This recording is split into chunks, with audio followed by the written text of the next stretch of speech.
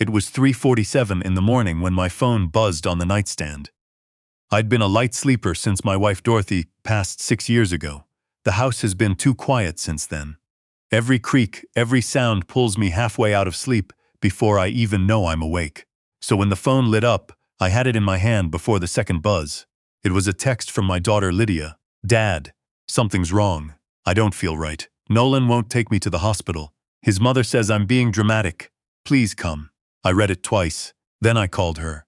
She picked up on the first ring, but she didn't say anything. I could hear her breathing, shallow, like someone trying not to cry in front of people who would use it against her.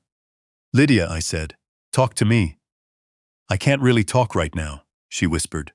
"They're right outside the door. Are you hurt?" A pause. "I've had this headache for 3 days. I keep throwing up, and I can barely stand up without getting dizzy. I asked Nolan to take me to urgent care this afternoon, and his mother." Her voice dropped even lower.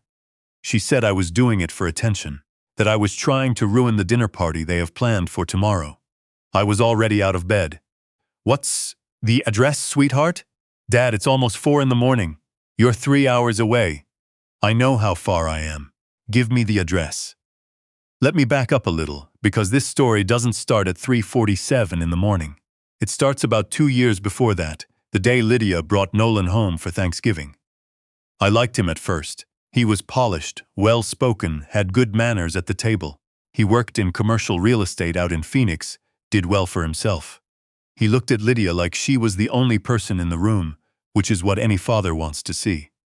What I didn't see then, what you never see at Thanksgiving dinner, was the family that came with him. His mother's name was Renata. She flew in from Scottsdale for the wedding, wearing a silk blouse that probably cost more than my truck, and she greeted me with a smile that never quite reached her eyes. She had that particular way of complimenting people that leaves them feeling smaller than when the conversation started. She told Lydia her dress was darling in a vintage sort of way. She told me the pot roast was comfort food done right, the way you'd praise a child's finger painting. Nolan had an older brother named Garrett, who managed the family's investment properties. Quiet man, watched everything, said very little, the kind of person who makes you feel like you're being evaluated without knowing what for. And then there was the money situation. Lydia had inherited a small trust from her grandmother, Dorothy's mother, when she turned 30. It wasn't a fortune, but it was meaningful. Around $180,000. She'd kept it untouched, in a brokerage account, never touched the principal, always said she was saving it for something that really mattered. About 4 months after the wedding, she mentioned to me in passing that she and Nolan had moved the money into a joint account. I didn't say anything then.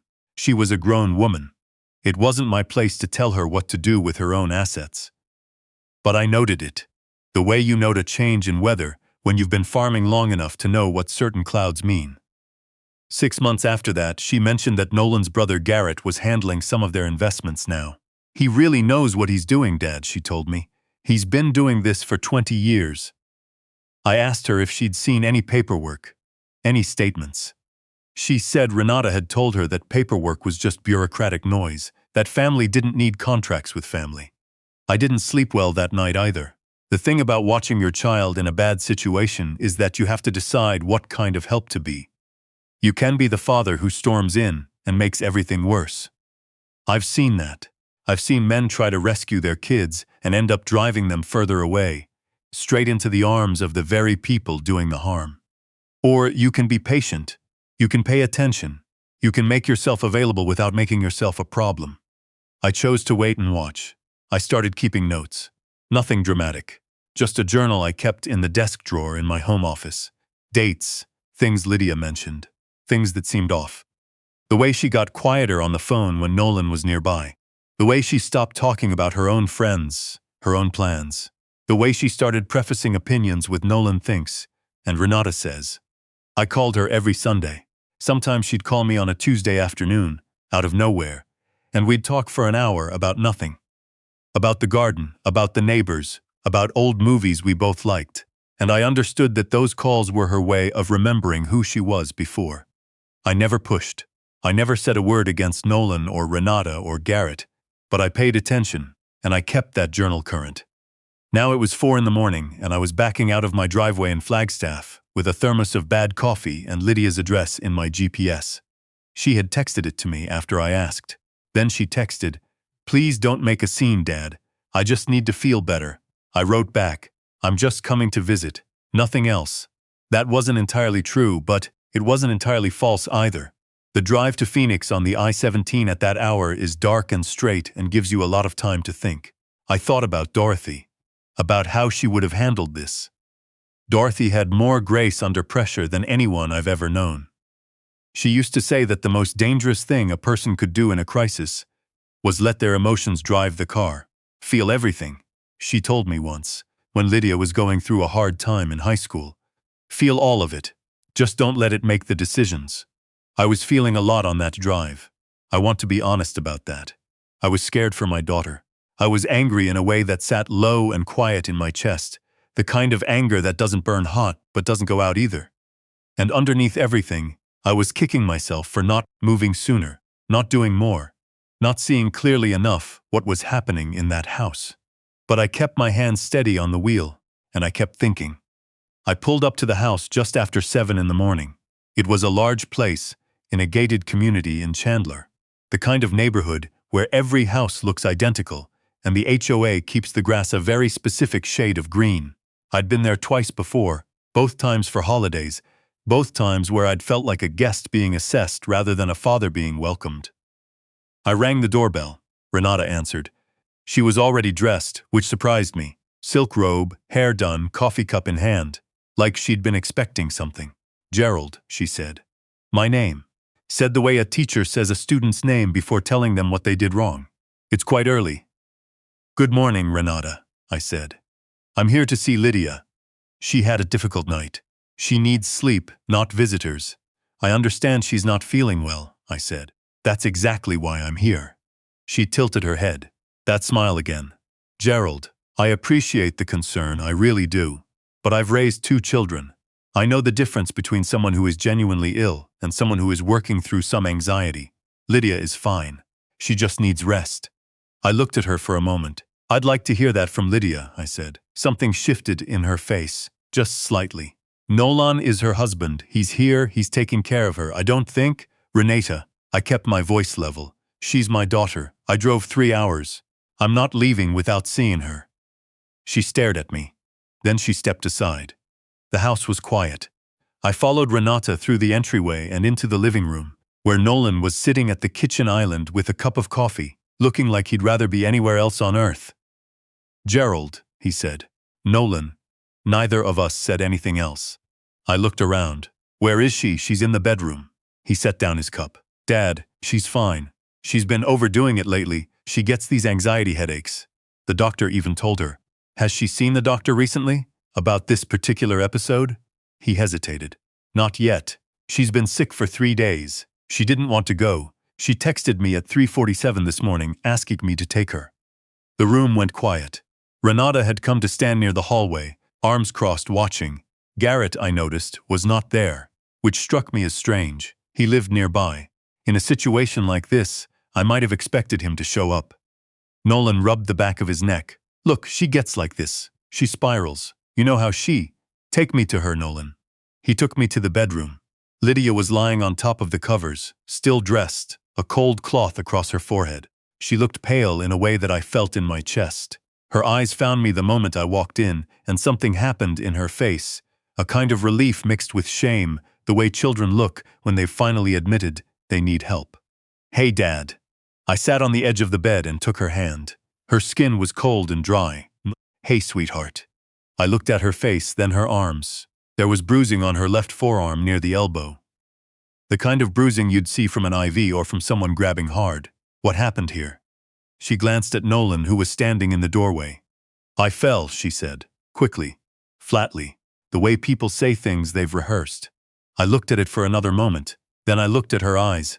"How long have you had the headache?" "Since Monday." "Can you walk?" "If I go slow." "Then let's go slow," I said. "Get your shoes." Nolan pushed off the doorframe. "Gerald, she's going to the hospital," I said. I didn't raise my voice. I didn't look away from Lydia. "You can come with us if you want." "But she's going." Renata appeared in the doorway behind Nolan. I really think this is an overreaction.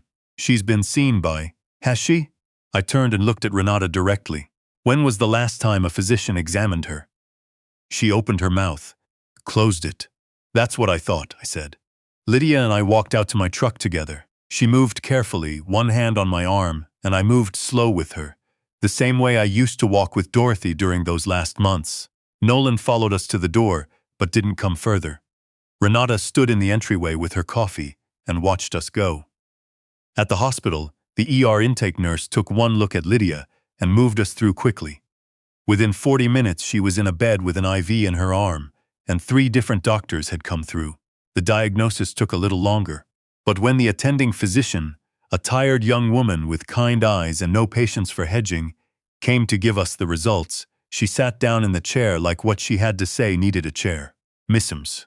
Lydia," she said, "your blood work shows elevated liver enzymes, low sodium, and some markers that indicate possible exposure to a toxin. We'd like to do further testing, but we're also going to loop in the on-call pharmacologist, and we'll need to ask you a few questions.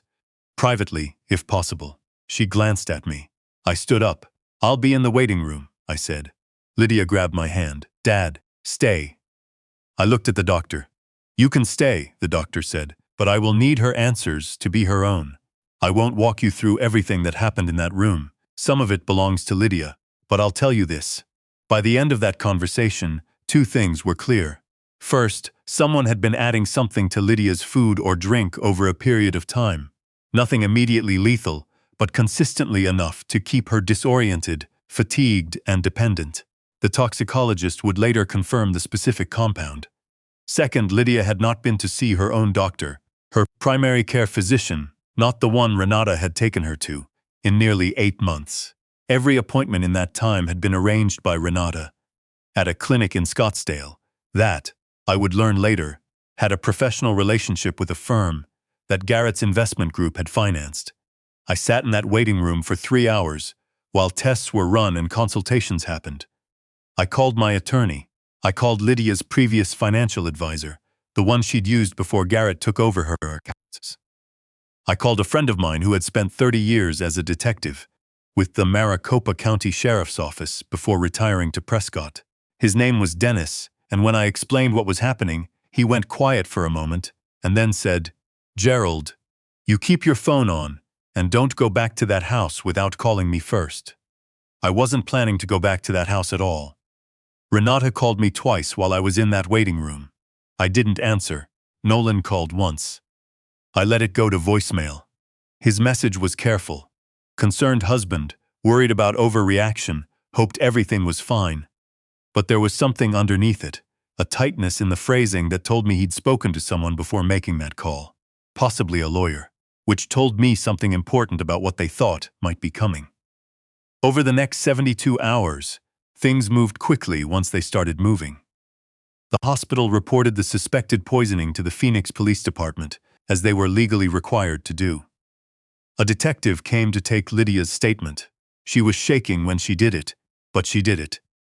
I sat beside her and let her speak, and I was proud of her in a way I don't have words for. It takes something out of a person to speak plainly about being hurt by someone they loved and trusted. My attorney had already been in contact with a civil litigation firm in Phoenix by the time I got back to my hotel that evening.